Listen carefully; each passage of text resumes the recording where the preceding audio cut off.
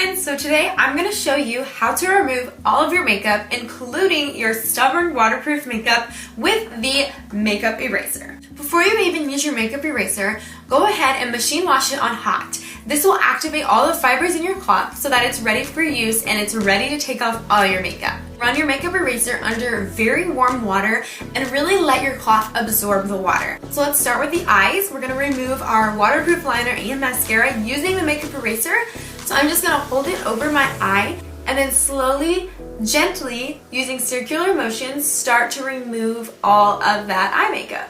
Okay, so that's just one go, one swipe. As you can see, all of my eye makeup is basically gone. And like I said, my eyeliner was waterproof, which is crazy. It is completely gone. It's insane. So I'm going to show you on my liquid lip the power of the makeup eraser. Okay, so I'm just going to finish up and take off the rest of my makeup using the makeup eraser. And just like that, all of my makeup, including my waterproof eyeliner, mascara, and my liquid lipstick, has all been removed thanks to my makeup eraser.